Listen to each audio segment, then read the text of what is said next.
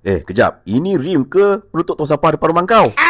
Akhirnya Pro 2 keluarkan juga EV konsep pertama mereka yang dijenamakan sebagai Pro 2 EMO2. Emo. Yang Emo tu korang bukannya Pro 2. Tapi nak cerita dekat sini, aku bangga dengan Pro 2 dapat keluarkan design EV yang se-futuristik macam ni. Lampu depan dia dah macam lampu kedai funfair. Dan lampu LED bar dekat bahagian depan ni sejibik macam lampu Kalimantan dekat plastik ceiling rumah korang. Tapi ini lebih stylo lah brother. Design Pro 2 Emo tu ni memang tak relax guys. Dia punya bahagian depan dah cantik, bahagian belakang lagi cantik guys. Dia menggunakan lampu jenis LED juga, LED bar, bumper yang mempunyai diffuser yang sangat agresif.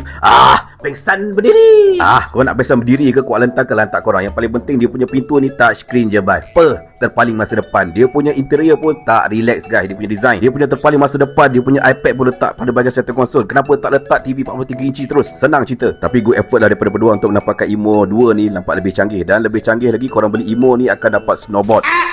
Dijangkakan untuk produk Emo 2 ni akan menggunakan kapasiti bateri sebesar 50 kWh yang mana boleh pergi sehingga 410 km dan DC charging selaju 80 kW. Selain daripada snowboard yang korang akan dapat secara percuma, kalau korang beli Emo ni, korang akan dapat handbag secara percuma juga. Yang mana handbag ni korang boleh lekat je dekat door trim. Yang mana konsep ni aku tak faham kenapa Pro 2 keluarkan konsep macam ni.